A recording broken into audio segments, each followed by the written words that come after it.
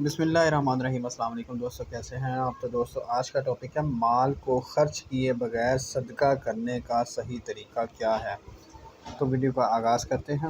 آخری دو حدیثیں انتہائی کرٹیکل ہیں، خصوصاً ان لوگوں کے لیے جن کے پاس مال و دولت نہیں ہے، تو کیا وہ اللہ کی راہ میں صدقہ اور خیرات کرنے کا ثواب حاصل کر سکتے ہیں بغیر مال خرچ کیے؟ تو الحمدللہ دین غریبوں کو کہیں نہیں بھولتا۔ یہی مال خرچ کرنے کے جو اتنے فضائل آئے، یہ بغیر مال خرچ کیے بھی حاصل کیے جا سکتے ہیں۔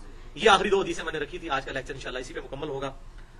ساتویں حدیث بخاری اور مسلم کی متفق علیہ حدیث ہے، بخاری میں 2999 اور مسلم میں 2335۔ آپ صلی اللہ علیہ وسلم نے فرمایا انسان کے ہر جوڑ پر صدقہ کرنا واجب ہے۔ پھر آپ صلی اللہ علیہ وسلم نے 5 باتیں ارشاد فرمائی۔ ہر جوڑ کا صدقہ کیسے دیا جائے؟ دوسری حدیث بخاری اور مسلم میں آتی ہے کہ 360 جوڑ ہیں، ہر جوڑ کا صدقہ دینا ہے۔ 5 باتیں اس بخاری اور مسلم کی حدیث میں آپ نے فرمائی۔ 2 آدمیوں کے درمیان عدل کرنا بھی صدقہ ہے، یہ نمبر 1۔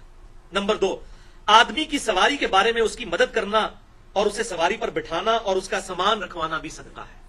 دیکھ لیں، مطلب کوئی بندہ ہے، اکثر ہوتا ہے، الحمدللہ میں نے تو جب سے یہ حدیث پڑھی ہوئی ہے، کوئی میں راستے میں دیکھوں کسی کے کوئی سیب گر گئے یا سبزی گر گئی ہے تو موٹر سائیکل روک کے میں کوشش کرتا ہوں کہ اس کے ساتھ وہ رکھوا دیا جائے، تو یہ بھی صدقہ ہے مفت کا۔ نمبر 3، اچھی بات کرنا بھی صدقہ ہے۔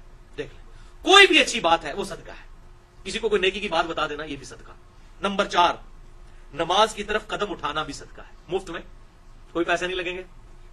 نمبر 5، راستے سے تکلیف دہ چیز دور کر دینا بھی صدقہ ہے، الحمدللہ۔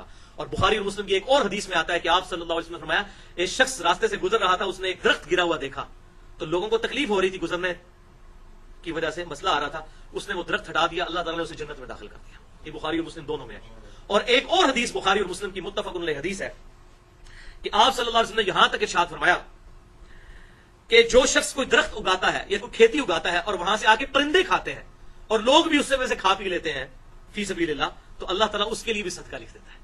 اسی طریقے سے صحیح بخاری اور صحیح مسلم کی ایک اور متفق علیہ حدیث ہے کہ آپ صلی اللہ علیہ وسلم نے ارشاد فرمایا اگلے زمانوں میں ایک بدکار عورت تھی، وہ راستے سے گزر رہی تھی، اس نے ایک کتے کو پیاسے حالت میں دیکھا، اس نے اپنا دوپٹہ اتار کر اپنا جو چمڑے کا موزہ ہے اس سے باندھ کر کنویں میں لٹکا کے اس چمڑے کے موزے میں پانی نکال کر اس کتے کو پانی پلایا، اللہ تعالیٰ نے اس بدکار عورت کو اس کی وجہ سے ہی بخش دیا۔ یہ بخاری اور مسلم دونوں میں موجود ہے۔ اور اسی طریقے سے بخاری اور مسلم کی متفق علیہ حدیث ایک اور ہے کہ آپ صلی اللہ علیہ وسلم نے فرمایا اس کا سائملٹینیس کنٹراسٹ کہ ایک عورت جو بڑی نیکوکار تھی لیکن اس نے ایک بلی کو قید رکھا اور اس کو کھانے پینے کے لیے باہر نہیں نکلنے دیا یہاں تک کہ بلی مر گئی، اللہ تعالیٰ نے اس بلی کے قتل کی وجہ سے اللہ تعالیٰ نے اس کو دوزخ میں داخل کر دیا۔ بولے اعوذ باللہ تعالیٰ۔ تو بھائیو یہ معاملات بڑے مشکل ہیں، اتنے آسان معاملات نہیں ہیں۔ آخری حدیث، 8ویں حدیث، موسٹ امپریسو حدیث آئی ہیو ایور ریڈ، اس سے زیادہ کوئی میں نے امپریسو حدیث آج تک نہیں پڑھی، اور یہ صحیح مسلم میں ہے 2329۔ آپ صلی اللہ علیہ وسلم نے 7 چیزوں کے بارے میں فرمایا کہ یہ صدقہ ہے، دیکھتے جائیں۔ نمبر 1، ہر تسبیح سبحان اللہ کہنا صدقہ ہے۔ نمبر 2، ہر تکبیر اللہ اکبر کہنا صدقہ ہے۔ ہم الحمدللہ تسبیحات فاطمہ پڑھتے ہیں نا، نماز کے بعد 33 دفعہ سبحان اللہ، 33 دفعہ الحمدللہ، 34 دفعہ اللہ اکبر۔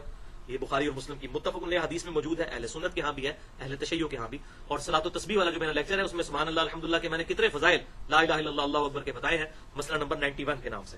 نمبر 3، ہر تحمید صدقہ ہے، الحمدللہ کہنا۔ نمبر 4، ہر تحلیل صدقہ ہے، لا الہ الا اللہ کہنا، اس کو تحلیل کہتے ہیں۔ نمبر 5، ہر نیکی کی بات کا حکم دینا صدقہ ہے، امر بالمعروف۔ نمبر 6، ہر برائی سے منع کرنا صدقہ ہے، یعنی نہیں انل منکر۔ نمبر 7، آپ حیران ہو جائیں گے، تمہارا اپنی بیوی کے ساتھ ازدواجی تعلق قائم کرنا بھی صدقہ ہے، بیوی کے ساتھ صحبت کرنا بھی صدقہ ہے۔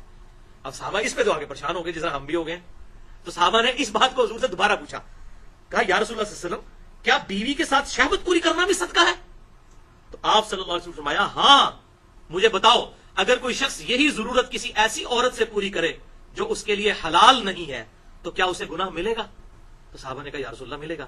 تو فرمایا اگر وہاں گناہ ملے گا تو یہاں ثواب بھی ملے گا، اگر کوئی شخص اپنی بیوی کے ساتھ ازدواجی تعلق قائم کرتا ہے۔ اللہ اکبر کبیرہ والحمد للہ کثیرہ وسبحان اللہ بکرۃ واصیلہ، یہ ہے فلسفہ اسلام کا۔ یعنی اسلام جو ہے وہ ترک دنیا اور رہبانیت کا درس نہیں دیتا کہ آپ سب کچھ چھوڑ چھاڑ کے جنگلوں میں جا کے بیٹھ جائیں۔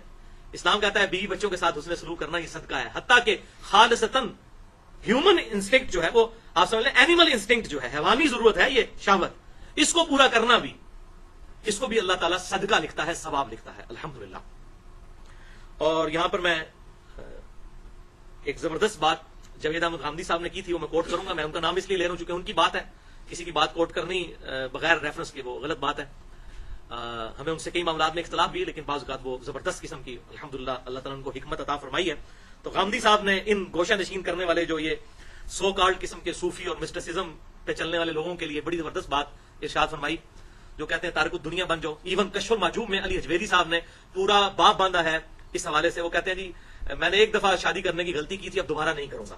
اور کیمیائے سعادت میں امام غزالی نے باقاعدہ باب باندھا ہے نکاح کے نقصانات، اور بخاری اور مسلم کی متفق علیہ حدیث ہے، جب وہ 3 صحابہ آئے جو میں نے مسئلہ نمبر 75A اور B بدعت والے میں بتایا، اس میں سے ایک صحابی نے کہا تھا کہ میں نکاح نہیں کروں گا، تو آپ صلی اللہ علیہ وسلم نے آ کر تینوں کو ڈانٹا، اور تیسرے کے بارے میں ارشاد فرمایا کہ ان نکاح سنتی فمن رغب عن سنتی فلیس منی، نکاح میری سنت ہے، جس نے میری سنت سے اغراض کیا اس کا مجھ سے کوئی تعلق نہیں ہے۔ یعنی تم مجھ سے زیادہ نیک بننا چاہتے ہو، اس میں یہ بھی الفاظ ہے میں تم سے زیادہ اللہ سے ڈرنے والا ہوں، میں نے بیویاں کی ہوئی ہیں، میں راتیں اپنی بیویوں کے پاس بھی گزارتا ہوں اور اللہ کی یاد بھی کرتا ہوں۔ اور ان نکاح سنتی فمن رغب عن سنتی فلیس منی، یہی وہ حدیث ہے بخاری اور مسلم کی جو خطبہ نکاح میں بھی پڑھی جاتی ہے، نکاح میری سنت ہے، جس نے اس سے اغراض کیا اس کا مجھ سے کوئی تعلق نہیں۔ تو غامدی صاحب نے بڑی زبردست بات کی، انہوں نے کہا کہ جو شخص دنیا کو چھوڑ چھاڑ کے جنگلوں میں جا کر اللہ کی عبادت کرنا چاہتا ہے، اس کی مثال اس شخص کی سی ہے کہ جسے کمرہ امتحان میں بٹھایا جائے پیپر دینے کے لیے، اور وہ خالی پیپر دے کے کمرے امتحان سے اٹھ کے چلا جائے، تو کیا خیال ہے وہ پاس ہوگا فیل ہوگا؟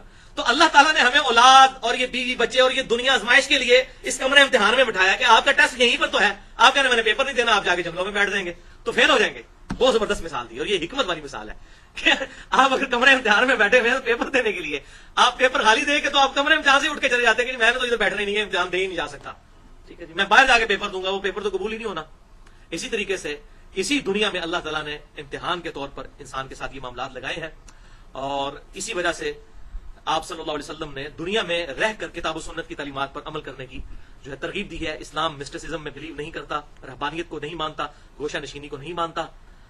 اسلام ایک پریکٹیکل اور بھرپور لائف گزارنے کا جو ہے وہ ایک سوشل لائف گزارنے کا انسانیت کو درس دیتا ہے۔